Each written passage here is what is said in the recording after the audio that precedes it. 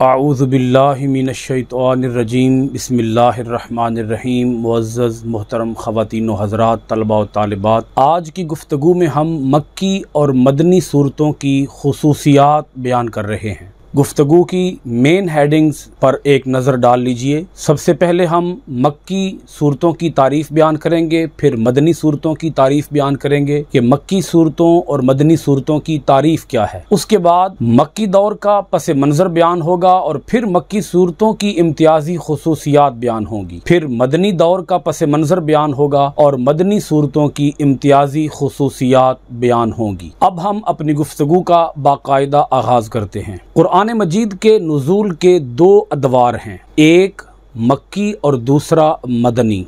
हुज़ूर नबी अकरम सल्लल्लाहु अलैहि वसल्लम की विलादत बासआदत मक्का शरीफ में हुई।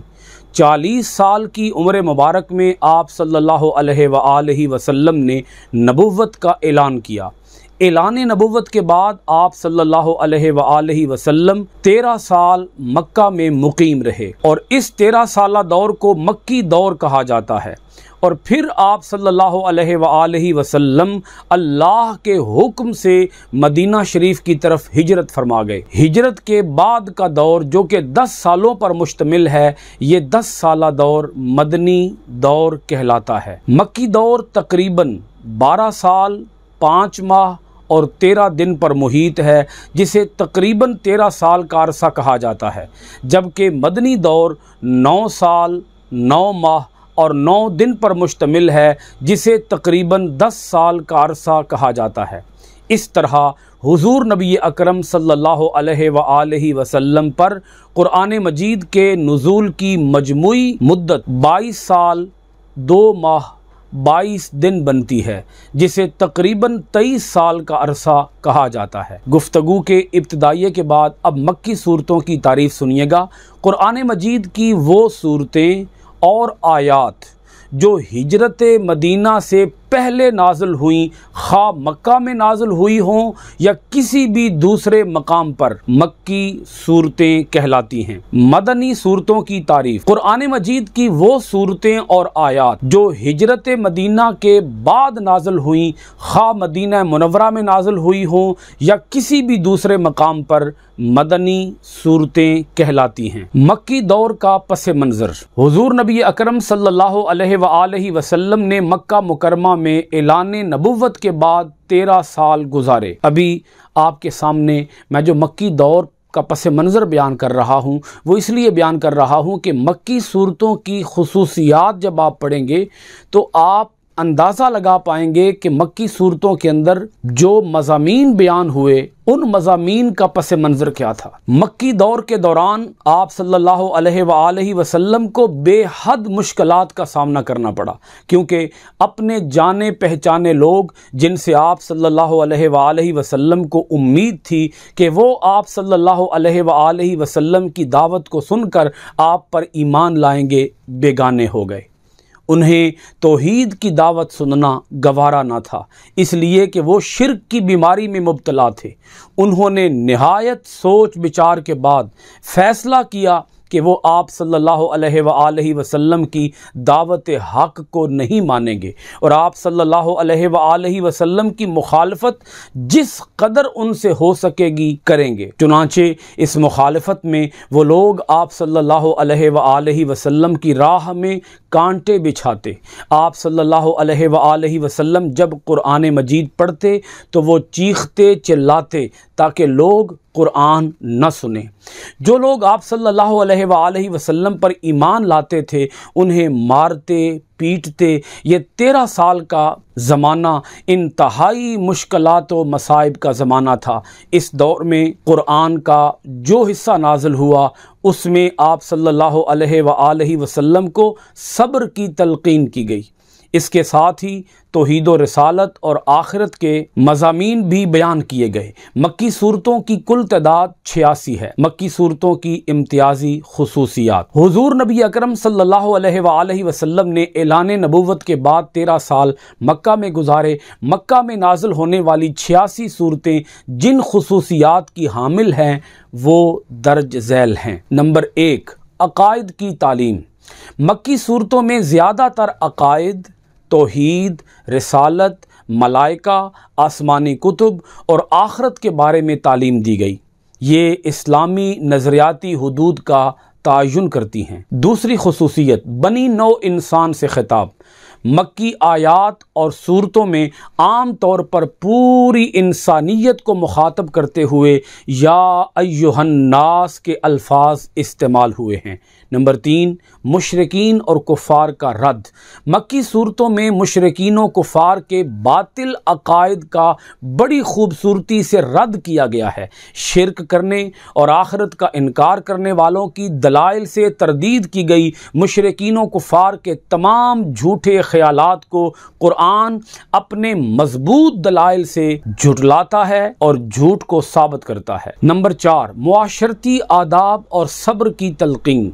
मक्की सूरतों में इंसान को मुआशरती आदाब की तालीम दी गई है कि वो बुराई से इज्तनाब करे, आला अखलाकी सिफ़ात, सच्चाई, दयानत और अदलो इंसाफ इख्तियार करे, तकवा की राह पर चले, दूसरों के हुकूक अदा करे और सिरात मुस्तकीम पर चलते हुए रास्ते में आने वाली हर किस्म की मुश्किलात का मुकाबला सब्रो इस्तिक़लाल से करे। नंबर 5, मुख्तसर मगर जामे। मक्की सूरतें और आयात मुख्तसर मगर इंतहाई जामियत रखती हैं। मक्की सूरतों की आयात की तादाद भी कम है, अल्फाज थोड़े मगर मानी के अंदर बड़ी वुसअत और गहराई पाई जाती है। नंबर 6, साबका अंबियाए किराम का ज़िक्र।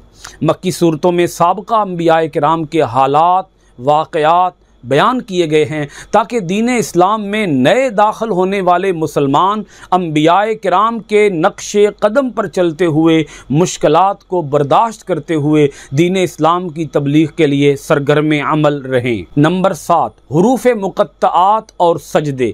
मक्की सूरतों में सजदे वाली आयात हैं।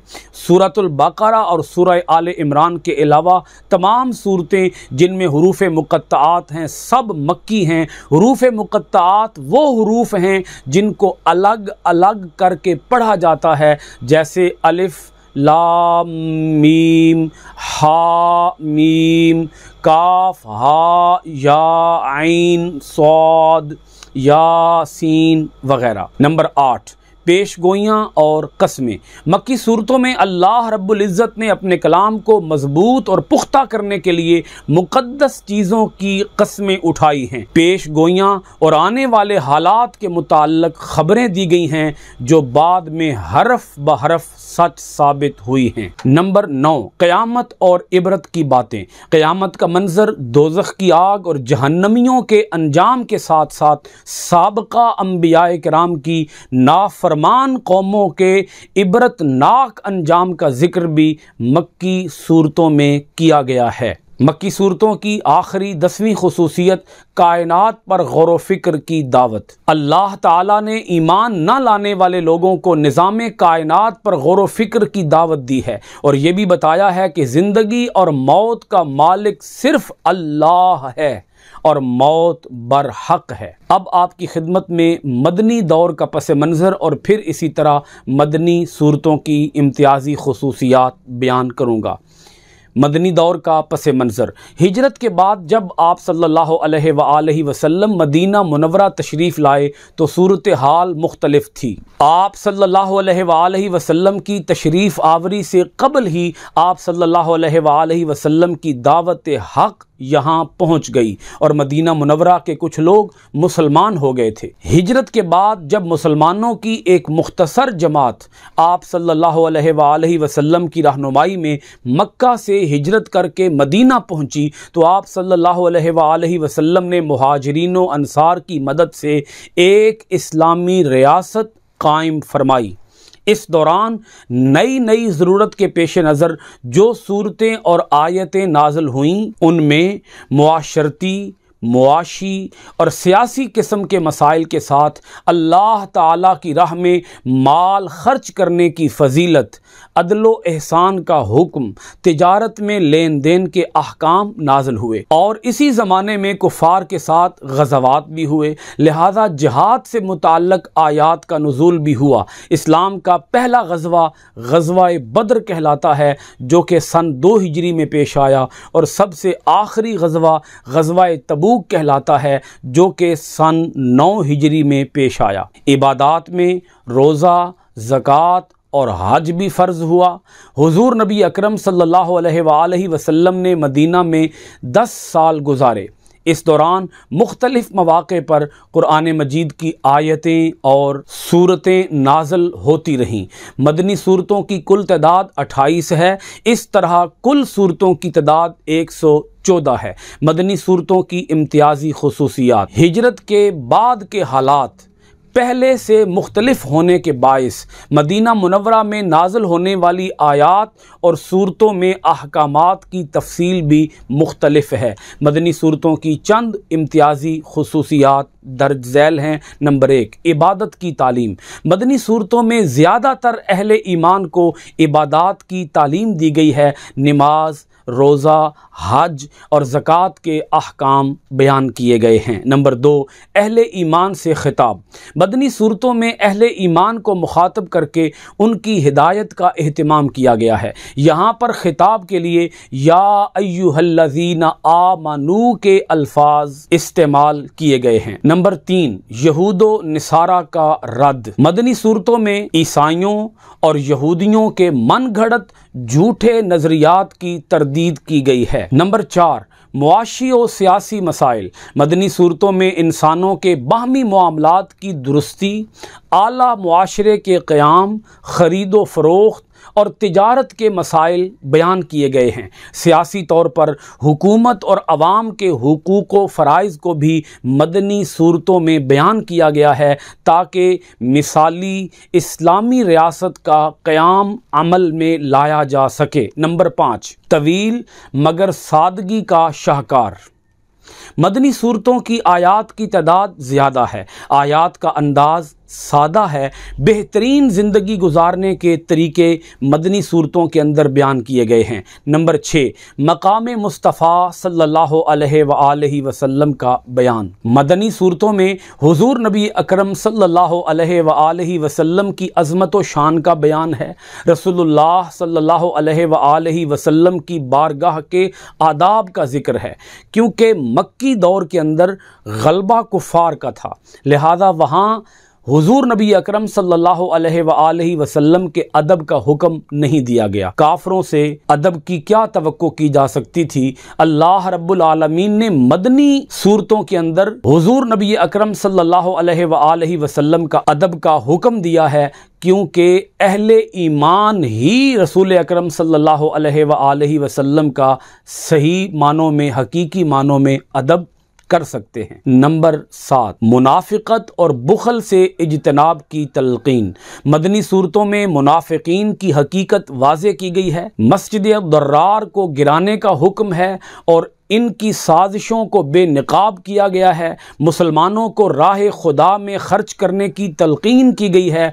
माली कुर्बानी देने का शौक़ पैदा किया गया है। नंबर 8, पेश गोइयों की सदाकत और जिहाद की तलकीन। मदनी सूरतों में पेश गोइयाँ पूरी होने का बयान है, जैसा कि अल्लाह ताला की मदद ग़ज़वा बदर में फ़रिश्तों की सूरत में नाज़िल हुई। अलावा अज़ीं सब्र व तहम्मुल के साथ अपने मालो जान को अल्लाह की बारगाह में पेश करते हुए जिहाद की तलकीन की गई। नंबर 9, इनामात का ज़िक्र और नेमतों पर शुक्र की तलकीन। मदनी सूरतों में अल्लाह ताला की अता करदा नेमतों का शुक्र अदा करने की तलकीन की गई है। अहले हक़ को साबित कदमी पर इनामात की बशारत सुनाई गई है। नंबर 10, तकमील दीन का ऐलान। मदनी सूरतों में दीन की तकमील का ऐलान किया गया। तकमील दीन के बारे में आयत खुतबा हिज्जतुल विदा के मौका पर नाजिल हुई और वही का सिलसिला हमेशा हमेशा के लिए ख़त्म हो गया। कुरान में हो गोता ज़न, ए मर्द मुसलमान, अल्लाह करे तुझको अता जिद्दत किरदार।